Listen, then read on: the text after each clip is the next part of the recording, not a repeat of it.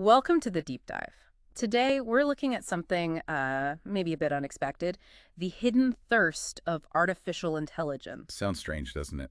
Digital tech needing water. Exactly. Think about using a chatbot like ChatGPT. You ask it, I don't know, 10, maybe 50 questions. Yep. Well, estimates suggest that could use about 500 milliliters of water. Half a liter, like a standard water bottle. Pretty much, yeah, just for some questions.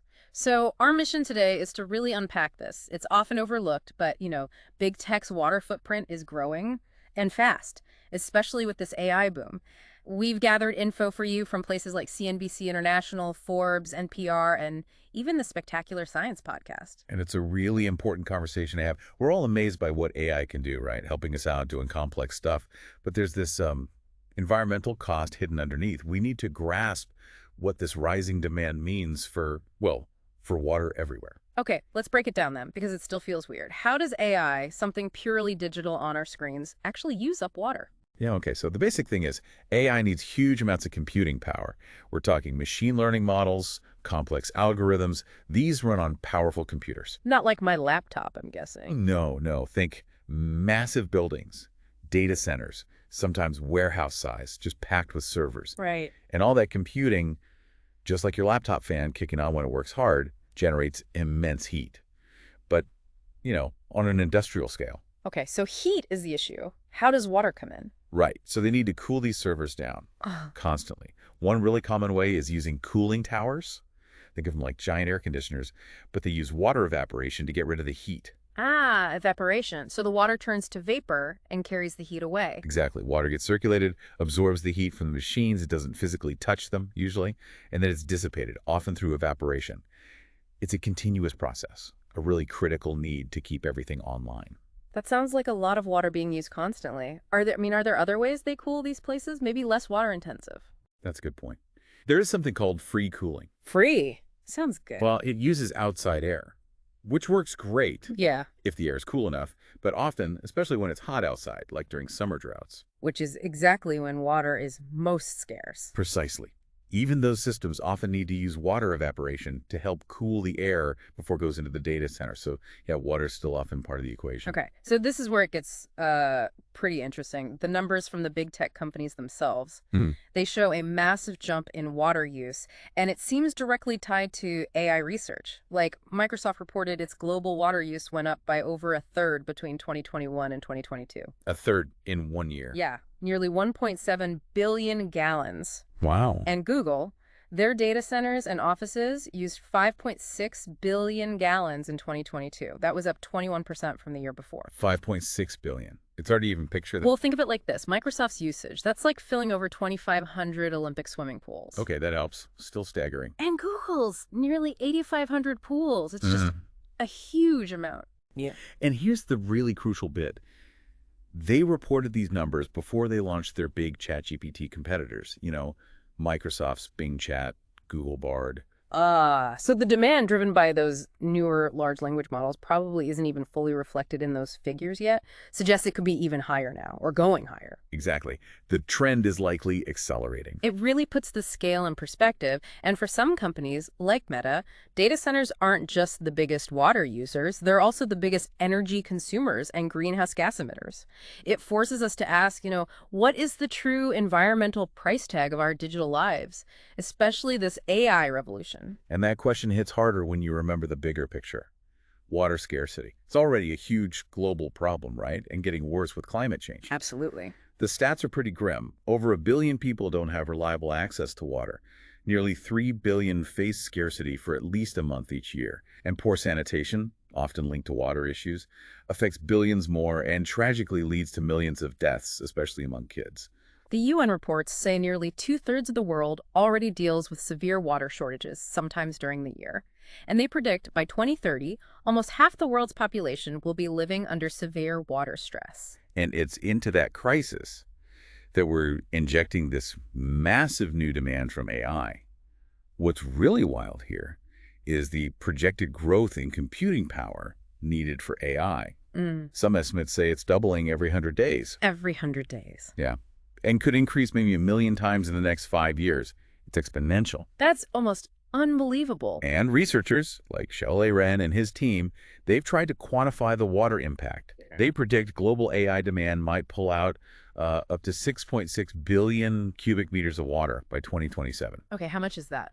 That's roughly the total amount of water withdrawn annually by the entire state of Washington. Wow, okay, that's deeply concerning. It really is, especially when you layer it onto the existing water scarcity issues. So how does this play out on the ground for communities? Are we seeing tensions already? We are. There are examples. Well, remember that story from Uruguay in July 2023? Vaguely?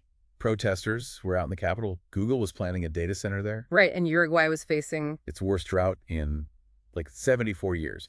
So people were understandably upset about a potentially huge new water user moving in. Yeah, you can see why that would cause friction. Google said the project was exploratory, right? Well, that's it. And talked about sustainability. They did, but the tension was real. And Shelley Wren, the researcher we mentioned, he voiced concern that, if the public really starts to feel like big tech is taking their water, we could see more conflict. Which brings up oversight. Who's watching this? Are there rules? That's a key part of the problem. Right now, it's largely unregulated.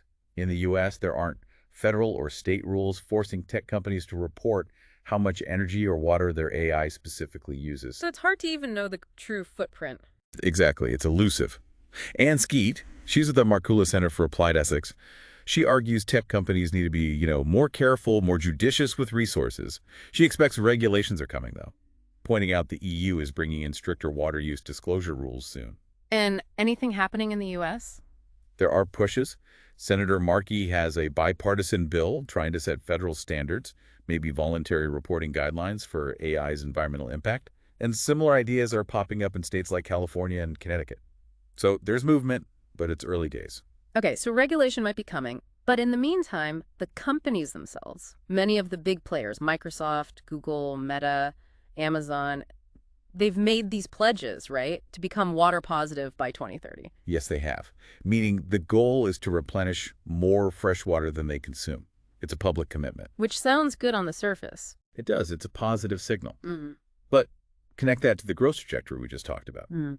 Some experts are skeptical. Benjamin Lee at the University of Pennsylvania, for instance, he questions how companies can hit net zero goals with their current plans, especially with generative AI surging like this. Right. The scale of the demand seems to clash with the scale of the pledges. Potentially. And the sources we looked at really push CEOs and boards investing heavily in AI to ask some tough questions. Like, okay, what is the real impact of our AI strategy on water? How specifically are we planning to replenish it? And beyond just the water, are these AI investments creating more social problems than they solve? Have we actually quantified those risks? Exactly. These are becoming critical business considerations, not just environmental ones.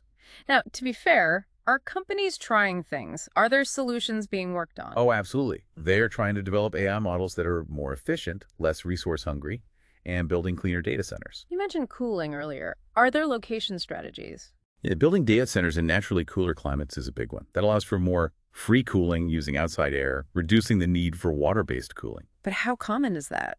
Well, it helps, but only a fraction of data centers are in those ideal colder places right now. The U.S. alone has, over 5,300 data centers? That's like 10 times more than Germany. So location helps, but it's not the whole solution. Okay, so this is clearly a huge shared challenge. Global efforts, innovation, policy, it all needs to happen. But what about for you listening right now? What can an individual do? Does my asking ChatGPT about recipes really matter? It's a fair question. On an individual level, the impact might seem small. But one suggestion is maybe, think twice before using generative AI for, let's say, random stuff, if a simple search could work. Because those big AI models are just more resource intensive generally? Generally, yes, compared to a standard search query. But honestly, the biggest first step for everyone is just awareness, understanding this connection, and hopefully getting more visibility into the efficiency of the services we all use daily. We need more transparency, basically. Exactly, and the situation is urgent. The UN Secretary General Antonio Guterres put it starkly, water is a human right, but water is in deep trouble. And AI is at this inflection point.